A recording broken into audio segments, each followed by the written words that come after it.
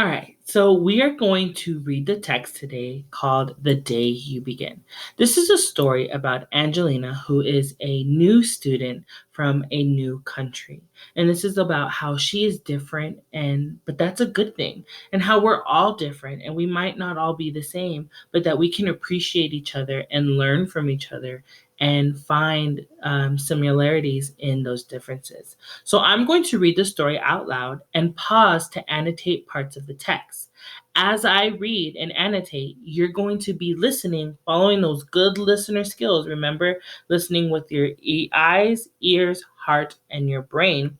And you're going to be thinking about what am I doing as I'm annotating that important information? And how are you going to annotate when it's your turn to complete your exit ticket? Okay, so I'm going to go ahead and annotate. I'm going to change screens to open our story. So here we go. The day you begin. There will be times when you walk into a room and no one there is quite like you. So I'm going to pause and I'm going to annotate. So I'm going to circle some important information. One thing that I'm going to circle is Angelina's face here. Okay. Remember, you annotate by making a circle, going to the paint box, and making it transparent so that it circles what you need it to circle. And I'm circling her face here because she looks a little bit shy. It looks like she's new, right? And then I'm also going to underline a sentence from here where it says, no one there is quite like you. And I think that's important because when we walk into a room, sometimes we're going to be different from other people. There's going to be somebody who might look like you or talk like you, and there might be somebody who doesn't, but that's okay, right? So those are two things that I think are important on this page. Maybe it will be your skin, your clothes, or the curl of your hair. Again, I'm going to annotate this picture of Angelina here, right? I did not make it, but here, let's do it again. There we go. And I think it's important because she's showing how she's different, right? And I'm also going to put a circle around these other students because they're kind of just looking at her, right? Watching her. And they're probably watching her because she's a little bit different from them, right? They don't all look the same. And I'm going to underline skin. I'm going to underline clothes. And I'm going to underline the curl of your hair. So maybe these things make us different, which is great, right? And so I want to add a little text box here because I want to make a note of my thoughts, saying that sometimes things about us are different from others. So I'm just kind of writing my thoughts here. Next page.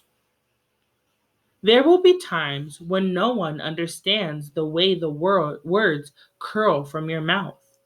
The beautiful language of the country you left behind. My name is Rigoberto. We just moved here from Venezuela. And because they don't understand, the classroom will fill with laughter until the teacher quiets everyone. I think some important information's here. Remember, we're circling nouns, so people, places, and things. And I'm going to circle his face here because his face looks kind of sad, right? It looks like he's sharing, and it says that the students filled the classroom with laughter, right? I'm going to underline that word laughter here.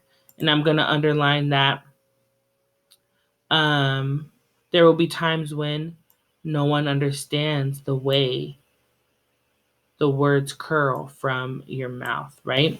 Oops. So I'm going back to my line. Words curl from your mouth. I think those are important because it's showing how sometimes, when you speak, somebody might not understand you, but they shouldn't laugh because look how it makes him feel. It makes him look sad, right? I'm going to add here that Rigoberto looks sad, right? He looks sad there. So I'm going to share that thought there. Next page. Rigoberto from Venezuela, your teacher says so soft and beautifully that your name and homeland sound like flowers blooming from the first bright notes of a song.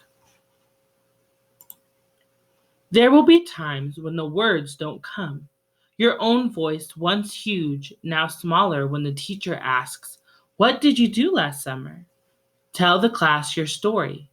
"We went to France," Shayla says.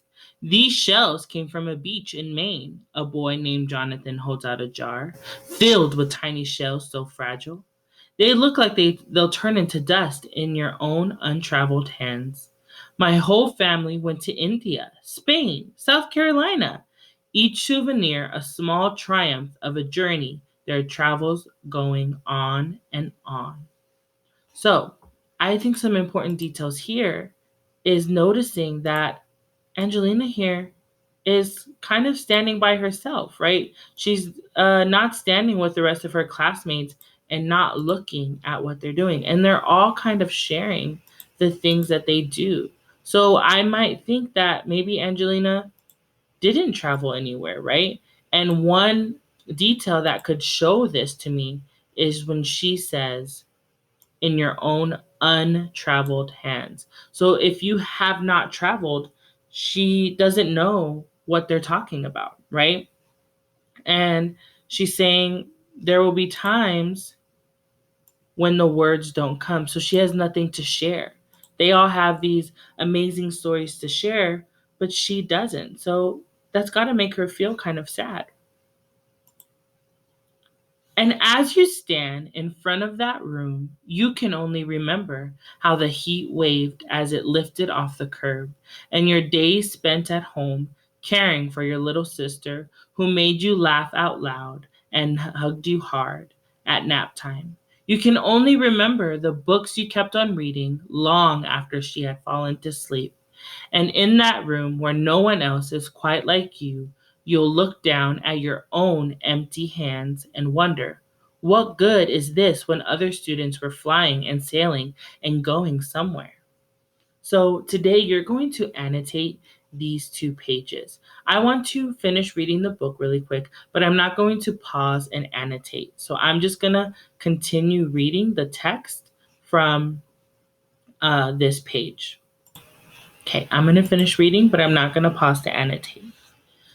There will be times when the lunch your mother packed for you is too strange or too unfamiliar for others to love as you do. When even your own friend Naja will wrinkle her nose and say, "What's in there anyway?" And you'll wonder how she doesn't see the rice beneath the meat and kimchi. You'll wonder why she doesn't remember that rice is the most popular food in the world. There will be times when the climbing bars are too high, the run is too fast and far, and the game isn't one you can ever really play. I don't want him on our team. You can watch. Maybe you can have a turn later. I wonder how that makes that little boy feel. There will be times when the world feels like a place that you're standing all the way outside of. What do you notice about this little boy and how he's looking at everybody else? And all that stands beside you is your own brave self, steady as steel and ready, even though you don't know yet what you're ready for. There will be times when you walk into a room and no one there is quite like you until the day you begin to share your stories. My name is Angelina, and I spent my whole summer with my little sister. You tell the class your voice stronger than it was a minute ago, reading books and telling stories, and even though we were on the right on our block, it was like we got to go everywhere.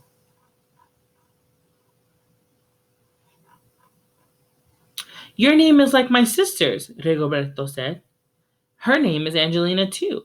And all at once, in the room where no one else is quite like you, the world opened itself up a little wider to make some space for you. This is the day you begin to find the places inside your laughter and your lunches, your books, your travel, and your stories, where every new friend has something a little like you. and something else so fabulously not quite like you at all.